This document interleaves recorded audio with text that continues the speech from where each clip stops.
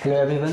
तो आज की क्लास में हमारा जो बायनोमियल थ्योरम था क्लास 11 का लेसन 10, इसका हम लोग एग्जाम्पल नंबर 3 डिस्कस करेंगे। ठीक है। जनरली जो होता है any equation that is given in the form of a + b to the power n, then we can expand it by using binomial expansion. ठीक है। बायनोमियल थ्योरम को अप्लाई करके हम लोग उसको एक्सपेंड करते हैं। तो इस क्वेश्चन पर देखते हैं। आपका जनरली ये a + b to the power n पे नहीं है, लेकिन हाँ यहाँ 3 टर्म है तो हम किसी 2 टर्म को एक टर्म पुट कर सकते हैं। किसको करेंगे?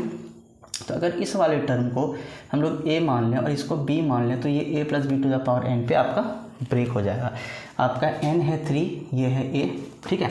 तो सबसे पहले हम लोग सॉल्यूशन करते हैं। ठीक है। सॉल्यूशन में लिखते हैं कि पुट 1 + x = t मान लिया हमने। ठीक है। 1 + x = t। तो हमारा जो अब टर्म यानी क्वेश्चन रहेगा ये हो जाएगा आपका t + x² पावर क्यूब। ठीक है। यानी कि आपको इसी को एक्सपेंड करना है। ठीक है। तो यूजिंग बायनोमियल थ्योरम। ठीक है। यूजिंग बायनोमियल थ्योरम, हम लोग बायनोमियल थ्योरम से जानते हैं कि a + b to the power n पे हम लोग कैसे एक्सपेंड करते हैं। आपका n है 3, तो हम लोग डायरेक्ट फार्मूला लगाते हैं nc0 a to the power, ठीक है, n + nc1 a to the power n-1 into b plus nc2 a to the power n-2 into b2 plus nc3 a to the power n-3 into, ठीक है, b3 into b3। यही तो हमारा term है। ध्यान से समझिए। सबको अगर हम सेपरेट ब्रैकेट में करें तो हमको सॉल्यूशन करने में आसानी होगी। ये रहा अलग, ठीक है, ये रहा अलग। ओके, चलिए ध्यान से देखते हैं।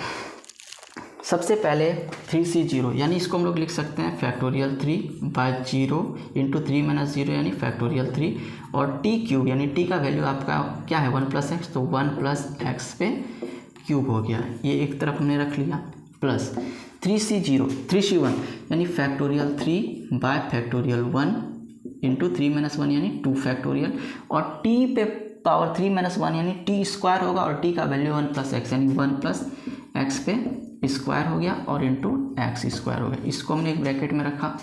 नेक्स्ट स्टेप में हम देखते हैं 3c2 यानी फैक्टोरियल 3/फैक्टोरियल 2 इंटू 3 - 2 यानी 1 फैक्टोरियल, ओनली 1 होगा, और t पे पावर 3 - 2 यानी ओनली t होगा, यानी 1 + x होगा, यानी x, और यहाँ x² पे स्क्वायर यानी x टू द पावर 4 होगा। ये भी कंप्लीट।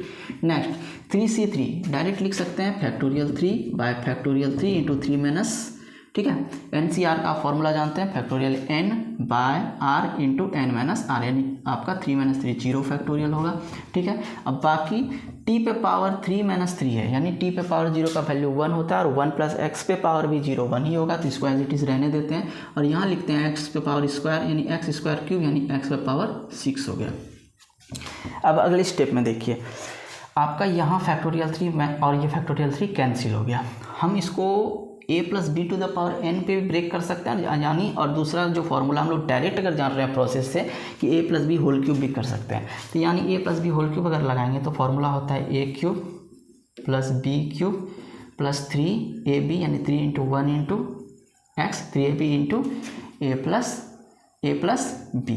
ठीक है। यानी आपका a क्या कितना है, a है 1 और b कितना है, वो है आपका x। पहला काम हमारा हो गया। आगे बढ़ते हैं। देखिए फैक्टोरियल 3 को हम लोग लिख सकते हैं 3 × 2 फैक्टोरियल, और नीचे है 2 फैक्टोरियल पहले से, ये कैंसिल हुआ। आगे आपका है 1 + x²। क्या हम लोग इसको ब्रेक कर सकते हैं? बिल्कुल कर सकते हैं। तो ये बनेगा a² a + b whole square a² + 2ab + b का होल स्क्वायर, और यानी x² यानी मल्टीप्लाई में है। आगे बढ़ते हैं। यहाँ पर आपके सामने है फैक्टोरियल 3, इसको लिख सकते हैं 3 × 2 फैक्टोरियल, और नीचे पहले से 2 फैक्टोरियल, और मल्टीप्लाई में है आपका 1 + x और x टू द पावर 4। तो हम लोग इसको लिख सकते हैं, डायरेक्ट भी कर सकते हैं कि x पावर 4 × 1 यानी x पावर 4, और प्लस x पावर 4 × x यानी x टू द पावर 5 हो जाएगा। ये काम हो गया आपका। आगे बच गया फैक्टोरियल 3 यानी यहाँ सिर्फ बच जाएगा 1, और 1 × x टू द पावर 6 यानी x टू द पावर 6 हो जाएगा। ठीक है। अब देखिए यहाँ से ये फैक्टोरियल 2 ये फैक्टोरियल 2 कैंसिल हो गया। अब यहाँ पर हम काम क्या करेंगे, सबसे पहले 1 क्यूब का होता है 1, एक्स क्यूब का होता है एक्स क्यूब, और यहाँ इधर है 3 × 1 × x, यानी 3x × 1 होता है सिर्फ 3x, और 3x × x होता है 3x²। ये वाला काम आगे ध्यान से देखिए, यानी इधर 3 है और यानी x, और यहाँ 3 है और यहाँ x², यानी 3x² × 1 हो जाएगा 3x², और 3x² × 2 होगा 6x³ और 3x² × x² होगा आपका, ठीक है, 3x² × x² होगा 3x⁴। इसका भी काम फिनिश। आगे अब देखिए 3 × x⁴ होगा 3x⁴, और 3 × x⁵ होगा 3x⁵ और प्लस x⁶, ठीक है, ये भी काम हो गया। अब जो आपका टर्म होगा सेम एक्सपोनेंट वाला, उसको हम सेपरेटली ऐड कर लेंगे। तो यहाँ 1 है, इसके तरफ कोई नहीं है यहाँ पर, तो यहाँ लिखा जाएगा 1। यहाँ देखिए x³ है, फिर यहाँ पर आपका 6x³ है, यानी 6x³ और x³ हो गया आपका 7x³। इधर 3x है, 3x और 3x कहीं नहीं, तो सिर्फ हो जाएगा आपका 3x प्लस, उसके बाद है आपका यहाँ 3x², तो 3x², 6x², यानी कुछ नहीं, यानी सिर्फ है आपका 6x² प्लस। अब देखिए फोर्थ आपका जो टर्म है यहाँ पे आपका 4, हाँ 3x⁴, यहाँ है आपका 3x⁴, यहाँ है 3x⁴, यानी 6x⁴ प्लस। अब 5 वाला पावर देखते हैं, यहाँ आपका है 3x⁵, 3x⁵, 5 भी मिल गया। 5 वाला टर्म कितना है, केवल एक ही टर्म है। अब 6 वाला टर्म देखते हैं, तो 6 वाला टर्म जो है आपका यहाँ पर सिर्फ अकेला है x⁴।